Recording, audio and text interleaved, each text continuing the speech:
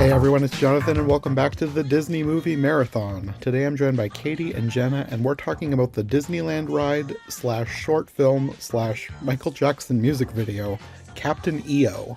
I've wanted to talk about Captain EO for ages. I think it's been on my to-watch list for years, but I'd never gotten around to it. It came up a few months ago when Katie and I did our D23 podcast, and the upcoming Star Wars show Skeleton Crew was revealed to have elements from or inspired by Captain EO, and I decided that now was the time.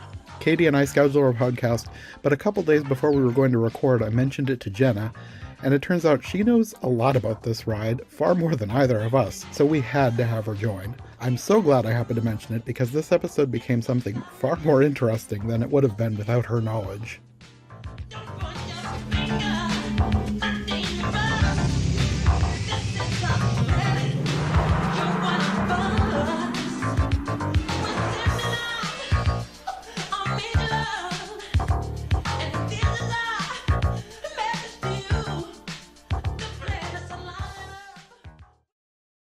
So this is weirdly something I've wanted to talk about for a long time. Not that I've ever actually seen this, I just knew it existed, and I'd seen some stills and clips, and I thought it looked bizarre. Like I couldn't believe that this is something that existed.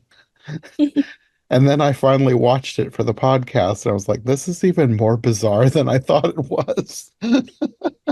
It's peak 80s. It really Yeah. is. The 80s was a time period where a lot of things wouldn't have otherwise happened that happened. Like, so do you guys, Katie, have you had any experience with Captain EO before this? I had heard about it and I watched it a long time ago, but it had been a while since I had watched it. Like whatever clips I could find floating around on the internet and stuff like that. So, Mhm. but as for familiarity with the story and stuff, I only found out about it recently, so like all the history and stuff. Okay. But it's because I guess that makes me the one with the most experience with Captain EO, and I'm actually not that experienced myself. Just besides, I grew up going to Disneyland, and I actually remember the original Captain EO experience. As a child, I was very confused. Um, I loved the Moonwalker as a kid, so my dad was like, "It's like Moonwalker," and I was just like, "I don't understand. This is overwhelming." Because I don't know if you guys are aware, it's like a 4D. It was a 4D film, so there was like stuff going on in the theater. Um, Hmm. and I Oh, that think it makes was, sense. I wondered how yeah, it translated into a ride. yeah. So like just jumping right into it, I guess. I actually looked it up because I remember stuff happening, but not everything. Wait, I wrote it down because it was interesting. So there's lasers, obviously, smoke, quote unquote asteroids. And I'm like, what does that mean? I'm not sure what that means. Maybe asteroid like props, I guess. Laser impacts. Also, I don't know what that means. And a star field. And I kind of remember the laser and the laser impacts and the smoke. And I think it was just really overwhelming to me as a kid because I didn't want to go back to that. Um, Yeah. yeah, I think I like patently refused to go on it. And I only went back in that movie theater again when it was Honey, I Shrunk the Audience. But that's interesting. After it went away in 1998, it was really hard to watch it again. Like the internet obviously wasn't a thing at that time. And then that long time period where it was also like, home video wasn't really that great at the time it was a thing. So if anybody did record it, it would have looked bad. So it's kind of interesting that it was kind of a lost piece of media, kind of in a general public sort of way. And then 2009, Michael Jackson died, and a lot of people were bad, people kind of shifted their attitudes about Michael Jackson, and they were asking Disney, bring back Captain EO. Like there was petition for it, and Disney, very secret, like they did a viewing in the Magic Eye Theater at Disneyland. And initially, apparently, their official excuse was it was so that his family could see it one last time, but it was also because they wanted to see if it would hold up to being seen again. And then they decided, actually, yeah, sure. So they did open it back up again, but they called it a tribute. It was called Captain EO Tribute because they didn't want to put in the original effects. So they use Mm. the Honey I Shrunk the Audience effects, which includes water sprayers and leg ticklers. Um, and yeah, yeah. This sounds absolutely nuts if you're not familiar with Honey I Shrunk the Audience, which are either of you guys familiar with Honey I Shrunk the Audience? No, I don't know. No. I've heard the name, but I don't know what it is. Yeah, so after Captain EO, especially, I'm going to speak from Disneyland perspective, even though this one opened up a few days first at Walt Disney World. I'm just not familiar with the Walt Disney World theater where this happened. But at Disneyland, interest was strong for the first few years, and then it started dying out, and then it was just empty. Nobody was interested. And that's just kind of what happens to movie rides, especially that are aging.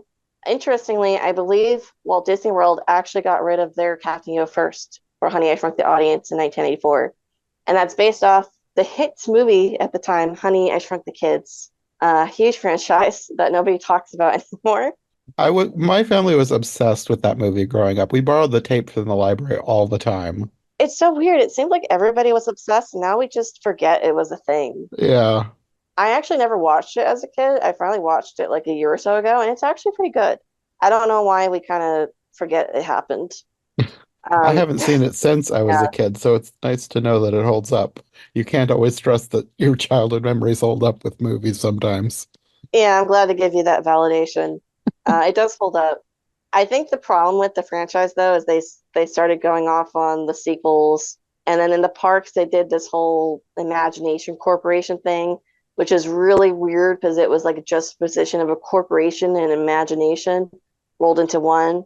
And I think it was, as a theme park person, it was just too dissonant from what I would want as a theme park experience. It famously ruined Journey to Imagination, the ride.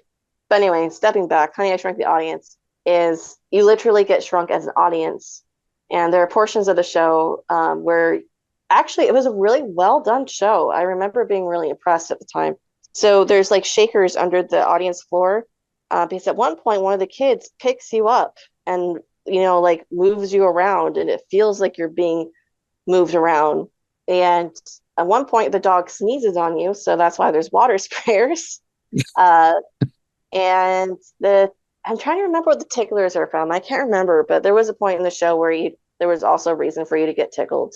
Someone might sound off in the comments like that was this silly. It's like okay, I can't remember everything. um, so they just use those same effects. So when Hooter sneezes, it's water, which great, thank you, love that. And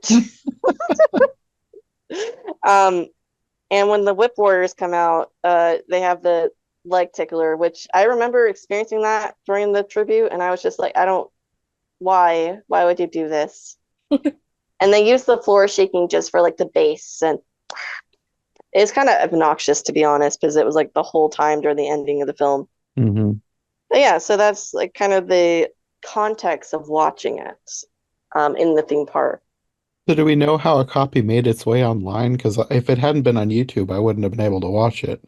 They actually did air it on MTV at some point. Oh. However, as far as I know, a recording of that hasn't surfaced. It looks like the one online is a recording of the screen that got remastered somehow. There has Hmm. never been an official release, which is weird. Just release it? I don't understand. Yeah, just put it on Disney Plus at this point. Yeah, like, what's the issue? I don't know, maybe copyright, because it is kind of like a situation with a lot of fingers and pies. Hmm. But yeah, so I don't want to take over the podcast. So if you guys want to jump in with anything else you want to say, how did it translate seeing this film not in 3D and not without these special effects? Were there any parts that were kind of weird to you, like out of context? For me, I thought it seemed just like a weird 80s short and then music video.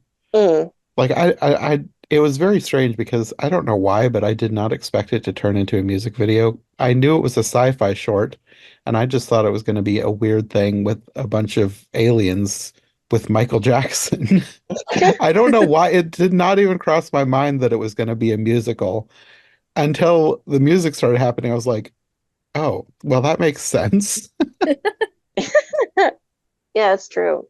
But the only indication that I had of what might have been part of the ride was like the explosions and things flying at the screen. I was like, well, this probably was like a 3D experience somehow. Yeah.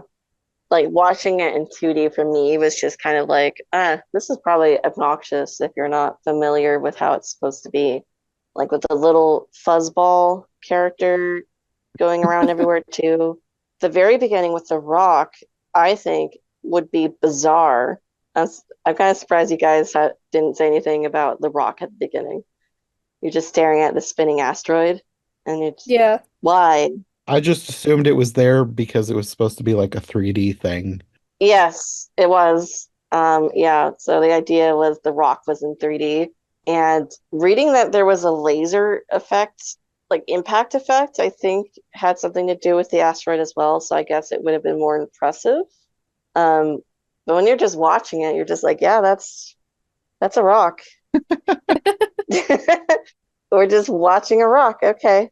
Rock star. Uh, Most of the stuff that maybe is confusing or cheesy, I just wrote it off as it being a thing from the 80s that somebody probably thought was cool back then. And oh well, it's not that cool now, but it's interesting to watch, at least for me. So, as far as like not translating from ride to screen, I suppose, but nothing stood out to me as like an unpleasant experience or I totally hmm, didn't understand it. Yeah. Like there was obvious like wow, this is really cool early like 3D moments, but hmm. honestly, it did just kind of feel like it felt very much like Thriller, which um, I think that was what Michael Jackson was inherently going for. Yes, Learning it's a little space bit about it. thriller. Yeah, it's space thriller. So one thing that's really interesting about this was it was directed by Francis Ford Coppola, I saw which that popped up yeah, in the credits and my jaw dropped. I was like, what? yeah, who also was involved in writing it with Rusty Lemonade. I don't know who that is, to be honest. And George Lucas. Yeah, The George Lucas connection is ultimately the reason why I finally decided I needed to make this episode happen because of a show that's coming out. We can come back to that. You can finish your story, but the Yeah, George Lucas connection I knew. The Francis Ford Coppola I did not know. yeah. I just find the George Lucas part interesting with this like Star Wars connection, which I guess will now be official. I think they're going for that now, Yeah, but I don't know if that was the thought back then. Well, Disney didn't own Star Wars at that point, so I'm sure there wasn't. yeah. But yeah, the names of the people behind this confused me with how big of a name some of them were. Like Francis Ford Coppola. How did that happen? I'm actually not sure. There was a documentary that I forgot to watch it, or I don't even know if it's online. It used to air before, like outside the theater on these little TV screens, like kind of while you're waiting. Oh, I So, read something about that, but I didn't yeah, find it. I didn't look that hard for it. it's possible nobody recorded it. I don't know. Man, I tell you, 2015-ish or 2014, no, 2014. This, so I guess a bit of theme park explanation, at least from a Disneyland perspective. I can't speak for Disney World. So originally, this was an area called Space Theater, and it was like an amphitheater. And then when they decided they were going to do this, they put up like walls in the ceiling, and an indoor theater environment, and they called it the Magic Eye Theater, which I still call it that, but technically it's the Tomorrowland Theater now.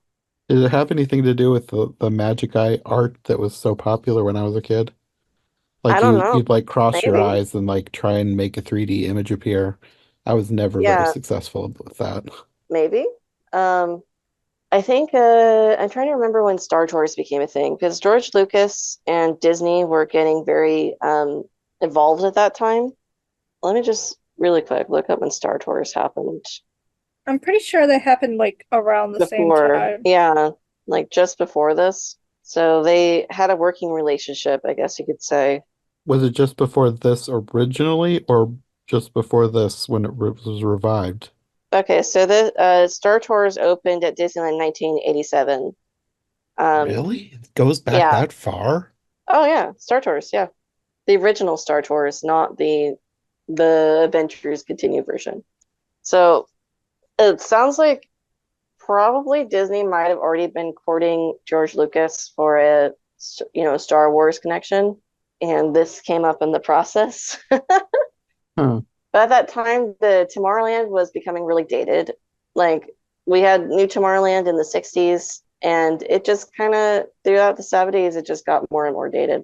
So I think they were looking at ways to refresh Tomorrowland, and somehow this happened. Right before this too, they actually experimented with the space, like an actual space band called Halix, and they played on the theater that this theater used to be, and that was in 1981. Hmm. And Star Wars came out in 1977. So you have kind of progression. Star Wars, Disney kind of experiments with the space band idea. Somehow they want to get more involved with George Lucas in general, and the space band idea comes about again, but they decide to do it with Michael Jackson as a film, and then they finally do Star Tours. So it's I don't know. There's kind of progression here. I think is interesting. I suppose Yeah. because it was Imagineering's idea, apparently Disney Imagineering, to do this space band thing. I would have just thought it was Michael Jackson's idea because he liked doing weird stuff. He did. This seems like something he would pitch to somebody. Like, hey, can I do this movie? It does, but apparently not. She apparently did not come up with it. I don't know who decided to go with him, but he was always like up for working with Disney. He was a Disney adult before it was that was a thing. He used to like sneak, well, not I shouldn't say sneak. He used to go into Disneyland, but he'd be in disguise to try to live his life while going on rides and stuff. Uh-huh. But yeah, so I'm sure if they approached him, he was like, yes. Another thing about tidbit about Michael Jackson is that he had been trying to approach Disney because he wanted to dance with Mickey Mouse, like not the costume character, like animated Mickey, kind of like who's that actor that danced with Jerry, or not Jerry, the mouse? No, it I is know what you're Jerry. talking Jerry is the about. mouse. Was Yeah, it? Gene Kelly. I was gonna say Gene Kelly or Fred Yeah, Astaire, but I don't remember for sure. I think it's Gene Kelly. I might get roasted, but I think it's Gene Kelly. He wanted to do that, but with Mickey, which funnily Gene Kelly originally also wanted to dance with Mickey, and he was denied. And I think it was kind of Disney was very hesitant about doing this Mickey Mouse music video. They had done like storyboards exist, but they never like went with it. So I think it was kind of like, okay, we don't really want to do Mickey, but do you want to do this? And he probably said yes because he still wanted to be involved with Disney in some way. Yeah. I did like so Defunctland has Yeah. a video about this, Mm. which I watched, and they said that like Michael Jackson made Thriller and he really wanted to make a film with Disney and he kept bothering them about it. Yeah. And then Disney wanted to make something for Tomorrowland because it was starting to get dated.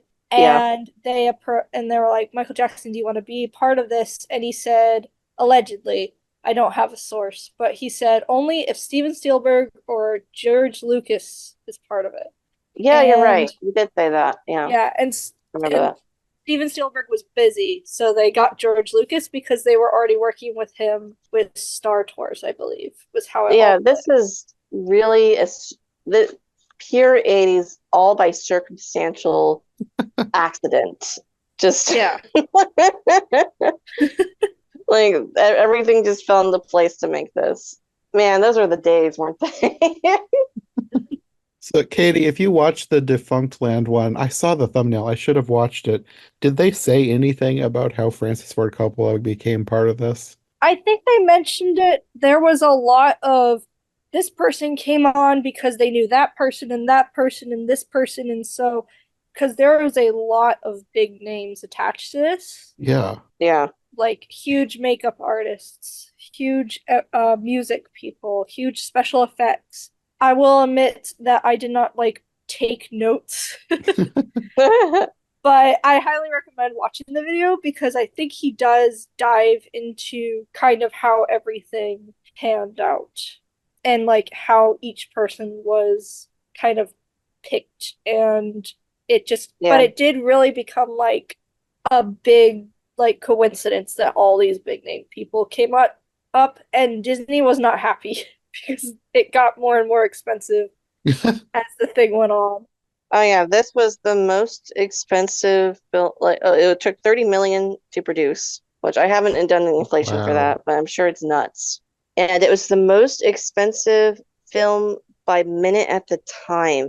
It was like $1 something per, or no, sorry, $1 million per minute because of the 3D process they did. It was cutting edge. But yeah, so you have that, and then you have all these big names getting involved, like guys, please stop. But also, oh, at the same time, it's gonna be so cool. Maybe I should, yeah, I could totally imagine Disney doing that. Um, Another project, I want another studio I want to bring in that was involved was Will Vinton Studios. They were huge stop motion people at the time. They did Return to Oz. They did Moonwalker, California Raisins. Michael Jackson had actually worked with them prior on the California Raisins and Moonwalker, obviously. So I think that's probably what he might have suggested bringing them in. And they do beautiful stop motion, just absolutely gorgeous. They also did Adventures in Wonderland. So Yeah, that like you I mentioned Will really, Vinton Studios yeah, last night, and I was like, why do I know them? I feel like we talked about them on a podcast. yeah, that was why. Like, oh yeah, that's the one. They also did the Adventures of Mark Twain, which nobody watches, but everyone knows the clip of the mysterious stranger with That's the on my weird. long list Yeah, of animated movies to do for the podcast. yeah, that's Will Vinton Studios. And they also ended up later experimenting with CGI integrated with live action footage. So they're very prolific. And it's not very much stop motion, but what is there is like, can you imagine how much time it took to do that and how expensive it was? Yeah, it was pretty Yeah, detailed and complicated. like I said, they did beautiful work, and they were great in Return to Oz and Moonwalker, and I'm sure Michael was just like, you gotta have them, like it'll be worth it. Anyway, so that's my favorite tidbit because I don't know, I just think it's so random and cool. Should we? Oh yeah. Also, apparently, I only discovered this last night. The reason why he's called Captain EO is based off Eos, the Greek goddess of dawn. Yeah. Yeah, and I'm just like, wow, that's random. I did wonder about the title, but I just figured somebody was trying to come up with a spacey sounding name. And I guess you could say when he leaves the planet, it kind of looks like it might be dawn. I don't know. Yeah, Yeah. And Michael wrote the songs and performed them, of course. I figured. They're not my favorite MJ songs. Apparently, when they showed Disney the like first rough draft, Disney was horrified because they were not expecting Michael Jackson to put as many crotch thrusts in it.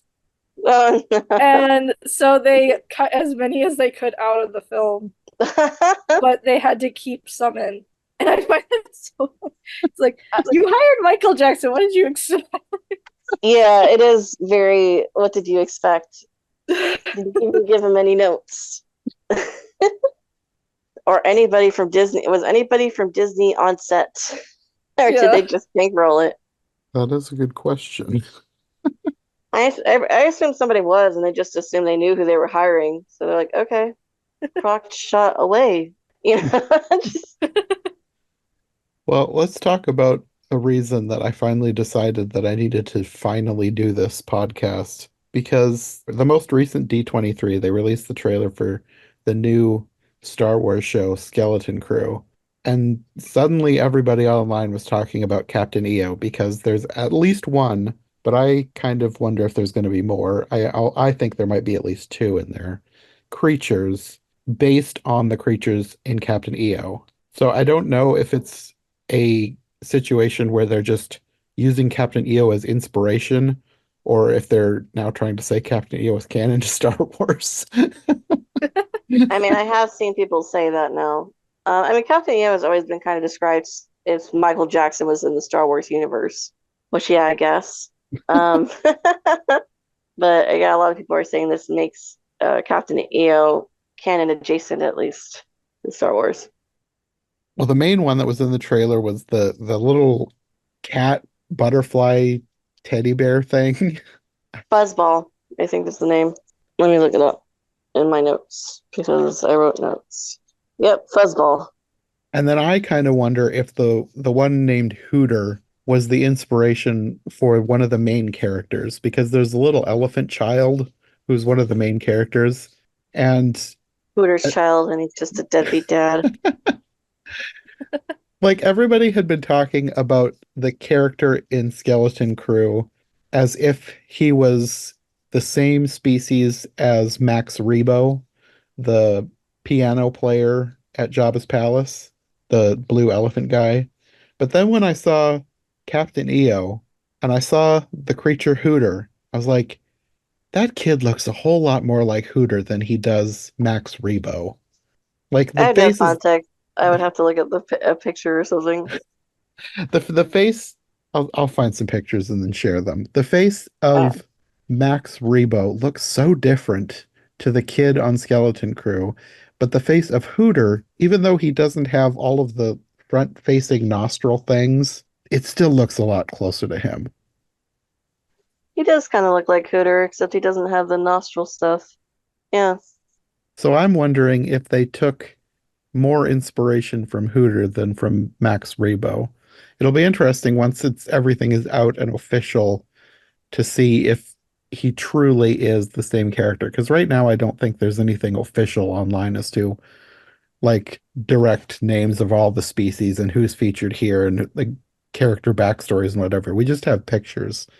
So I kind of wonder if this character is supposed to be more related to Hooter than Max Rebo. I mean, it might be at least the case. I'm not a Star Wars fan. Let me just preface this. I have absolutely no clue about how any of this would work, but it might turn out that they're the same race or same species, I suppose would be the right term. Yeah, I don't know. Yeah. But now I'm just curious to finally watch Skeleton Crew, and I'm going to be on the lookout for all of the characters from Captain EO, It's a because I just twist. wonder if they're going to be taking more inspiration from like the two-headed character who is driving the ship. Like, I wonder if there's going to Apparently, be one of that those. creature is called a geek, and one head is called ID, and the other one Odie. It's like, okay, all right, you do you.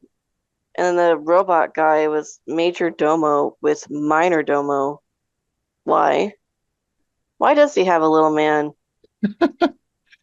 Probably somebody just had a weird sci-fi idea and was like, I want one robot that can go inside the other robot. And then they made it. I guess.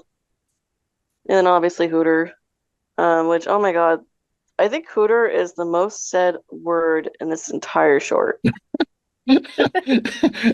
He kept yelling at him all the time. Hooter! Come on, Hooter! Hooter! It's like, please stop saying his name. It's distressing me. And he is useless, just completely useless. Pretty much. Yeah. But I don't really like any of the characters in this, to be honest. I I can't say I did either. I think I enjoyed this more out of just watching it. Curiosity. Yeah, just watching it to see like what is this thing? I also, to be honest, I think the way it opens, so it opens with the spaceship crew and not Michael's not there yet. I mean Captain EO, sorry, excuse me. Um, so it's so it's well, I don't know, maybe his name is Captain Michael EO. You don't know. But anyway, and it's just like all the characters like interacting, and I guess it's supposed to give us the feel of the atmosphere and vibe and the chemistry between these characters. But all I want is for it to end and and for Captain EO to come on screen because he's I don't know more entertaining to watch than these characters. I guess Fuzzball might be my favorite, but he's like the most inoffensive one. I was gonna say it's kind of a low bars to figure out a favorite because they're all just kind of mildly annoying, if not directly annoying. And to be honest, Fuzzball, I feel like is more annoying in the theater because they use him a lot as a wow, 3D, he's floating in front of you kind of, thing. I could tell, And especially towards the end, it was like, yeah, you know, this is going to be 3D if you're watching at the park. yeah, so fun tidbit, Disneyland cast members made a parody called Captain Eeyore, which is online, and it's probably all I should say much about it. But so they have characters replacing their Disney characters replacing the characters of Captain EO. But one thing that's really funny is they replace Fuzzball with the like a little bee, and when he has his intro, and the bee's like in front of Captain Eeyore, he just smacks it out of the way, which is like, yeah, I always did try to smack Fuzzball out of the way. It's 3D, But yeah, so that's the appeal of Fuzzball. You just kind of want to reach over and smack him, but lovingly, little hit. Get out of the way. I bet that thing is going to become a new merch that's everywhere after Skeleton Crew comes out. It's going to be all over the parks. You won't be able to get away from it.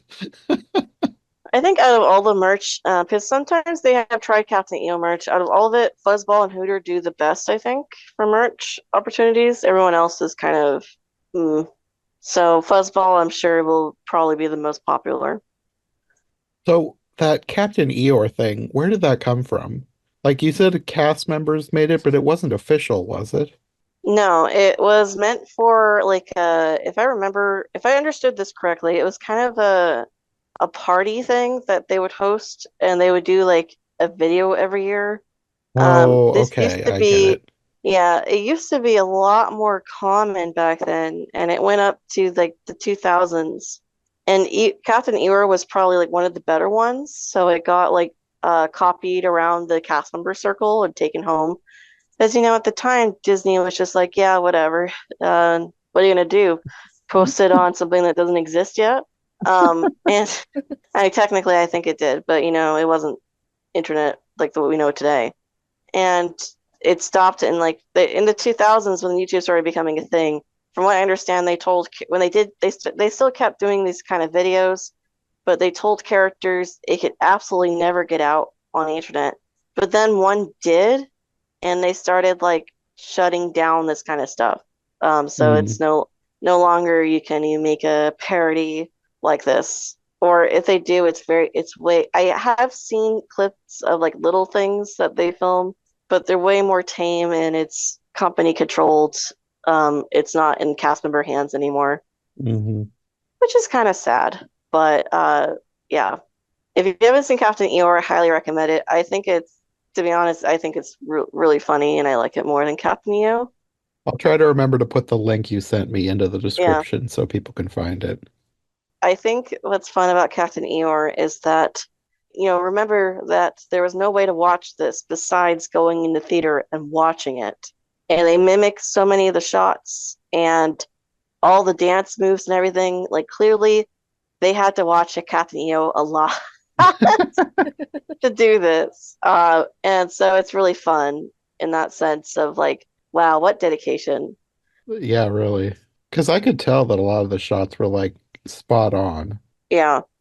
And then, actually, I do have another fun tidbit from a custodial side of, I don't remember this anecdote very well, but I've heard it. So apparently at the time, Captain EO when it first opened, it used to get like long lines, which is hard for me to believe now, but it did.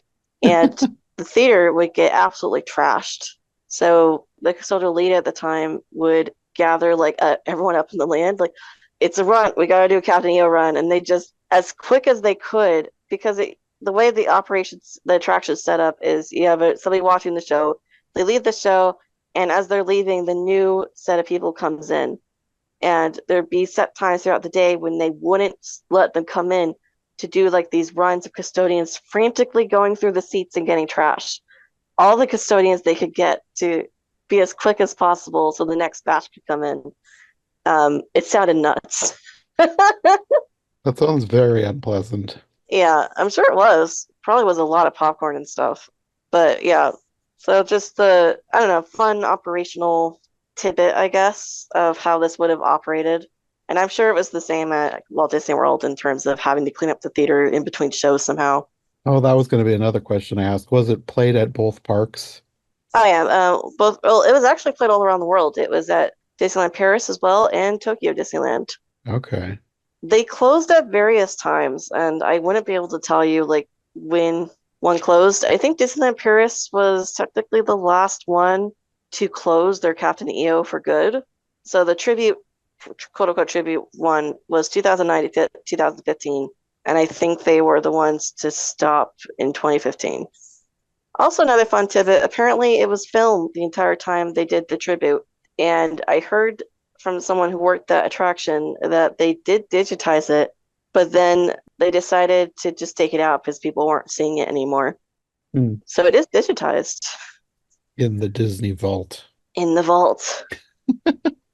Well, going back to the story, I also, anybody else get like Power Rangers vibes from the Commander dude?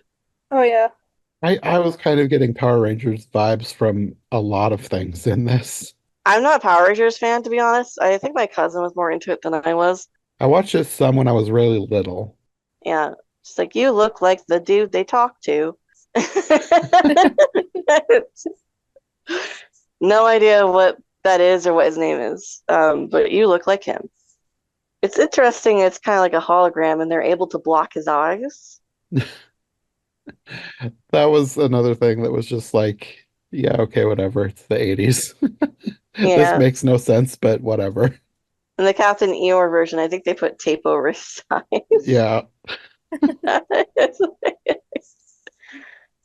And also I noticed Michael Jackson, when he just like talks normally, he makes a lot of kind of like vocalizations. That's a lot like how he sings his vocalizations. I can't remember exact one, but I was just like, man, he might as well be singing right now.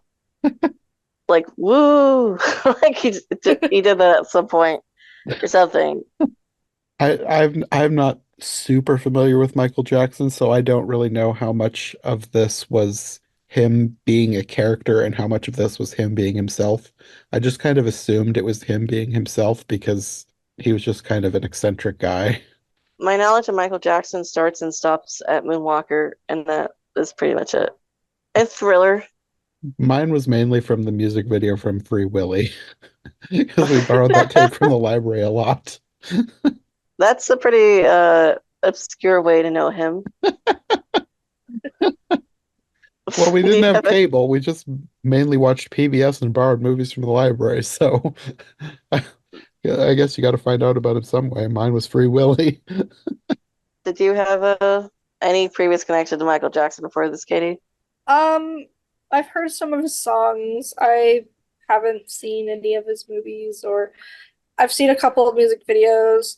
I think the thing that like I heard the most about Michael Jackson growing up was I heard, The stuff. yeah, but I think Yeah. Weird Al's parodies Oh, is really? what I Oh, heard yeah. first. He did do a lot of parodies, and now I'm forgetting what they were called. But yeah, I know what you're talking about. Yeah, Eat It. yeah. Yeah, that's it. I was like, what was it called? I probably knew Eat It more than I knew Beat It. I don't know But why, but I know I heard it was probably Radio Disney actually. We oh, listened to really? Radio Disney once we figured out that was a thing. That was probably where I heard because they played Weird Al.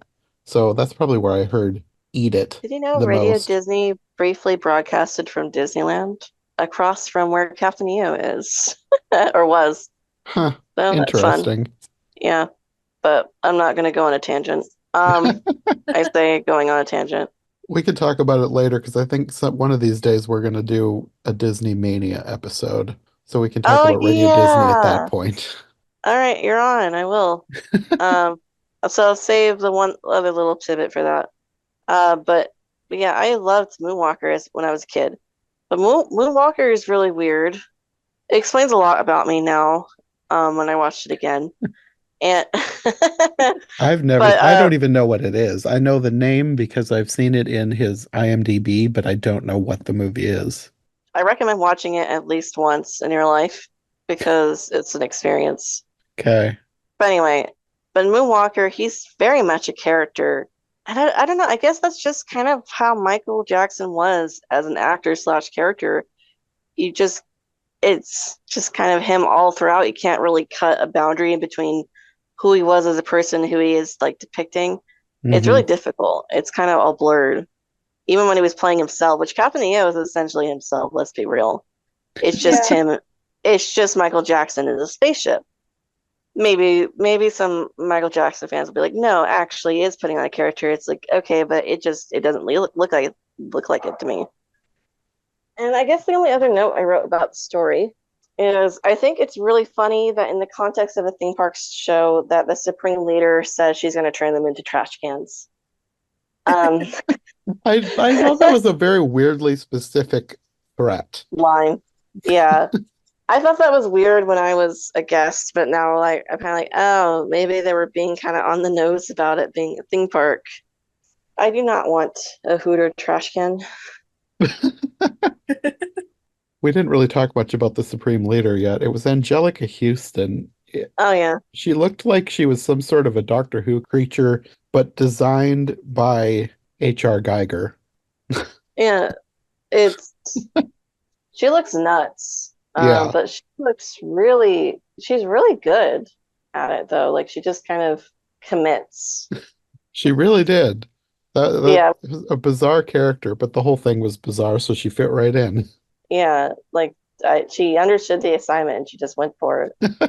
It's is the only way I think something like this works is if you just Yeah, go full into it. you can't go into a movie about a guy with magic powers to turn monsters into backup dancers and not fully Through commit. song, through song, yeah. As weird as it was at the beginning, it just kept getting weirder. And then when it turned into the whole music video and him having those powers, I was like, what is this? Oh yeah. It's not really explained, but I always assumed the music amplifies his powers. By the I way, one mean, of yeah, but like, the where things does I have the of watching this as a kid is him using his powers and that like behind the scenes shot of like his legs extending. It's like I remember that like the clearest thing of all. And I guess it's just because I was like, this is weird. just feels like who thought of this and where did these powers come from? Not that it needs an explanation. It's just it's just such a bizarre idea. I guess the instruments like his band members play give him power too. It's I'm never talking explained. about like ultimately, like because like Yeah. in science fiction, like powers come from somewhere where they like get zapped by something and it amplifies their strength or whatever. But the powers are so specific. He's like shooting these beams that turn monsters into backup dancers. See, I grew up watching Moonwalker. I don't question it. Michael Jackson has powers. I think if you just watch Moonwalker, it would all be explained. Okay. I'm kidding. But no, I actually never even thought of it like, how does he get powers in this universe? How does this universe work? I always think about stuff like that way too much. This is a job for him. He goes around like corrupt planets and transforms them through song, apparently. Yeah. Like, it's interesting. Also, can I just say Whip Warrior's a little scary? Another thing that seemed like a weird Doctor Who reject. Yeah, kind of. I feel like it's a little intense for a theme park attraction, but it was the 80s. Yeah. It was a time, I guess. And then Mhm. that was okay. Well, for a But I while, thought, didn't they have something based on the movie Alien? yes, my boyfriend actually went to that as a kid and he was traumatized. Um, and meanwhile, I just go, "You're so lucky you got to go on that." Yeah, that was extraterrestrial. It wasn't technically based off Alien because they couldn't get the franchise to work with them on that, but it was very heavily inspired and it did have dripping blood. Yeah. Well, I mean, I think doesn't Disney, like the company, technically own the franchise now, so they could do it again. They could, but they learned their lesson because that went horrifically. I don't know how much of a tangent you want to go on, but it was put in the Magic Kingdom Park, which is supposed to be the wholesome family park of the mall, and in Tomorrowland. And initially, it didn't come with any warnings. Eventually, they put in like signs, and the cast members were supposed to discourage families with young children, but it didn't always work. Case in point, my boyfriend, his parents brought him in as a young child, um, and it straps you in, and stuff happens. If anyone doesn't know what we're talking about, I recommend looking it up. But yeah, it's a ride. Or it was. That It doesn't exist yeah, anymore. yeah. Ironically, that was a transformation of the Mission to Mars theater, which Mission to Mars was right next to Captain EO in Disneyland, and that opened. It's all connected. But anyway, yeah, theme parks can get a little scary sometimes. Apparently. But actually, there is an interesting rumor lately. Um, how scary can something get before it's considered too scary for Disney? Because evidently they're talking about, I don't know if you guys have any experience with Haunted Mansion at all. Yeah. I mean, I've never been there. I don't know anything beyond like little pictures and clips I've seen. Okay, then I'll try not to spoil it too much, but Katie knows apparently. Yeah. The opening, there is something that implies someone commits suicide. Um, Oh, yeah. yeah. And it's kind of funny because I feel like from the 60s up till now, we never really gave it a much more of a glance. But I guess some people are now looking at it and being like, that could be offensive and really scary. And meanwhile, I'm just like, don't take it away from me. Like, don't do this to me. It's only a rumor, but I think that it's gonna. But anyway, it's like, how far is too far? Where's the limit? But I'm okay with that. But I feel like Whip Warriors is a little much. So obviously, my priorities are mixed up. Everyone has their own thing. Evidently, apparently. But yeah, I don't know if I have anything else to say about the story itself. The story was not that deep. It's 17 minutes, not much to write home about. Yeah, basically he goes on a mission to give a present to this alien queen witch and turns all of her goons and then herself into backup dancers, and that's how he saved the universe, I guess. I don't know. Well, not the universe, but this planet, I think. I think his mission is to go along to these like bad, quote unquote, bad planets and transform them through the power of music into loving utopia societies. However, there is, I think, kind of an implication here is that he goes along to like kind of gentrify different planets. Your aesthetic is not my aesthetic, so it must go. He destroyed the whip warrior culture. Who are we to judge? They're happy. Did I break you?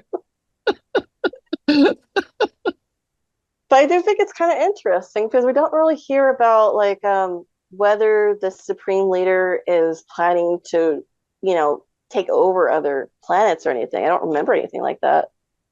His mission was to give her a gift.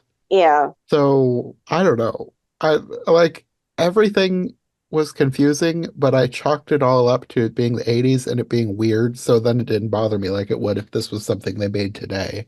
Obviously we're not supposed to think about it like that. No, Um, probably not. yeah. It's just supposed to be a silly little story. But yeah, I am kind of like, if you really want to think about it, like, who are they hurting? You know, if this was the full length movie, you'd probably go a bit more into why he must go in and give them this gift, because otherwise things will happen, or maybe people are suffering. Hmm. Maybe the whip warriors don't want to be whip warriors, stuff like that. Maybe they all want to be pretty people dancing. Maybe that's what they want. Maybe But we we're don't know thinking that. about it all wrong. Maybe they weren't actually whipwers. Maybe he wasn't, maybe his powers isn't to turn them into backup dancers. Maybe that's their original form. And maybe he broke some sort of a spell. Yeah, that might be it too. It might be that the witch invaded something. Yeah. Yeah, I don't know. It's kind of they kind of keep it vague with the gift thing, and I kind of get why they do that. But at the same time, I don't know. Maybe a little bit of context would have been nice. Yeah. Um, but it's supposed to be a surprise. I don't know. It's 17 minutes. What do I want? And we get two songs out of it, though. To be honest, they're okay. They're not my favorite. They're not memorable enough for me to even have them playing in my head right now. We are here to change the world. Change the world. Woo-hoo. Yeah. And I don't even remember the lyrics of the last one. Something about Dawn of a New Day, I guess, which ties in with his name. Da-da-da-da-da-da-da. I remember the melody, Brighter Days, something. It was good that I changed you essentially because things will go better now. Yeah. Bye. They're not his best songs. They're not bad. They're just mid. Yeah. So that's my review of Captain EO. Yeah, it's kind of, I think it's a little hard for me as someone who grew up in the 90s to be able to appreciate how cutting edge this was at the time, especially since I was a spoiled brat and I experienced 4D shows growing up pretty frequently. Whereas, like at the time, this would have been absolutely cutting edge technology and brand new. And Michael Jackson was obviously at his peak. So I'm sure it was really, really cool when it opened. I'm sure it was because he was a Yeah. big deal at the time. Well, I mean, just look at all these movie greats who participated. Yeah, And I'm sure Michael Jackson was thrilled to be part of Disneyland history. of course, I'm sure. Yeah. I don't know if Disney was thrilled with the price, but Captain EO was pretty popular for quite a few years, so it did bring people into the park.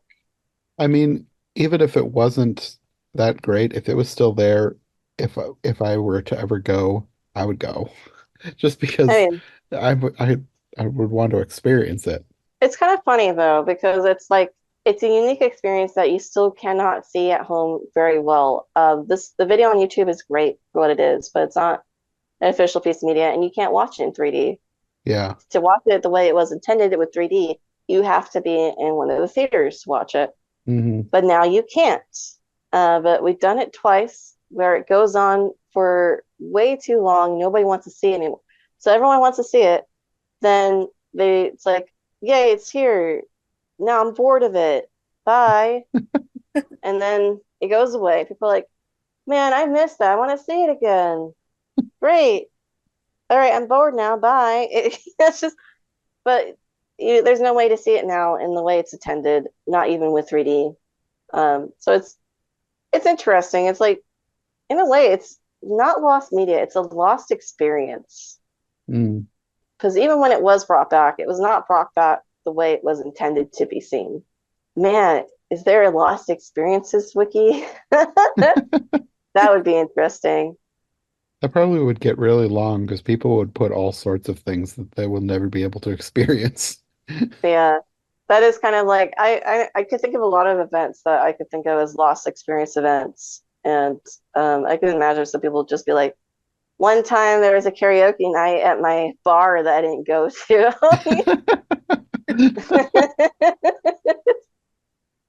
But anyway, anybody else have any more thoughts about Captain EO? I have one last little fun fact is when they did the recording, Michael Jackson's voice was so soft and quiet, they actually were considering dubbing it What? because he was so quiet that it was hard to like sound mix it, Oh, but they felt bad, so they didn't tell him that they were considering it and then they just left it. I did think when I was watching it that he was kind of quiet, but I just figured, well, that's what he sounded like, so Yeah, they just went with it. they were either gonna have him re-record it or they were gonna try to like pitch his voice deeper. oh wow, that would have been weird. Yeah, they didn't Yeah. want to tell him, so they gave up on that idea. It's kind of weird to even consider that though, because I mean, he is a pop star. He was a soft boy. His voice is so recognizable that if they had changed it in any way, everyone People would would have have known. recognized it. Yeah. Yeah. Heck, I would say that might have even backfired on Mike a little bit of people like, why are you pretending you have a deeper voice? Mm, It's like, yeah. what? No, I'm glad they didn't do that because I think that would have made it worse. But yeah, he definitely does speak weirdly quiet in this. You can still hear him. So, especially when he says, Hooter.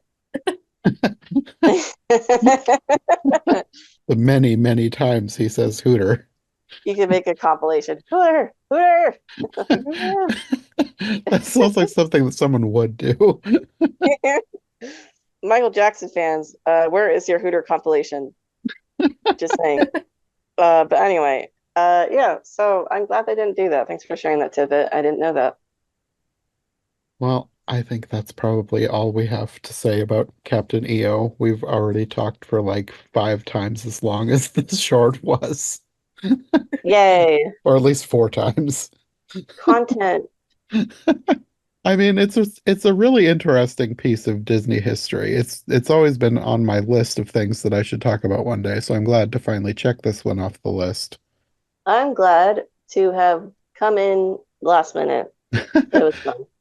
Well, I'm glad that I mentioned it because I don't like of course I know that you work at Disneyland. I don't know why it didn't even cross my mind to bring this up before now.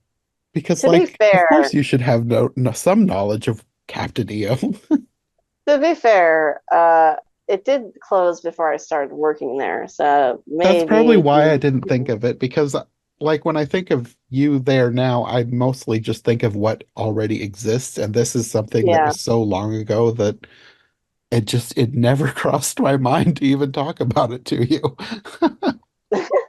But I'm a nerd, so I was aware of it when it was here and seen it and stuff. I saw it quite a few times actually. Somewhere I have a button from the tribute. Oh my gosh, I have Captain EO merch. Well, I'm glad it worked out because I think this became a whole lot more interesting with all of your insider knowledge.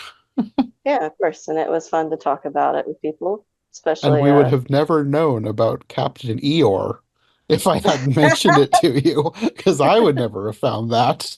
you're welcome. I just want to make a blanket statement. Captain Eeyore is available online and I had no part of it. Doesn't mean I can't nudge you over there. But yeah. So it's been fun. It's been a fun video. Revisiting a piece of Disney history slash content that I don't normally do, and it's been a while since I even thought about it, like in a more analytical way. Yeah. No, I'm glad it came up because I learned more about Captain EO than I ever thought I would. I'm sure the Defunctland video is really good too. I forgot Yeah, to rewatch. I definitely need to check that out too. Defunctland makes great videos. They do, Yeah. yeah. Okay, well, until next time, do you guys want to let people know where they can find you if they would like more from you? Katie Yeah, you can find me at Katie Draws Things on Instagram. I draw things there sometimes. and Jenna? You can find me in the Magic Eye Theater. Um, Waiting for this to show. I'm kidding. Okay. I'm still Jancy Phantomwise on YouTube. Or wait, no, I'm Phantomwise. Sorry. And and Love Gift of a Fairy Tale on YouTube. Okay, well, I'm sure we'll see you both back in the future for more obscure Disney stuff. See you soon. Thanks for listening to the Disney Movie Marathon. If you enjoyed this episode, make sure to subscribe and follow my co-hosts as well. My link tree and all of our links will be in the description below. If you want more of my content, all my podcasts are available on YouTube as well as most podcast platforms. If you enjoyed this show, check out one of the other podcasts or check out my Patreon for bonus and extended episodes you won't find anywhere else. We'll be back soon with another brand new episode, so thanks for listening and we'll see you next time.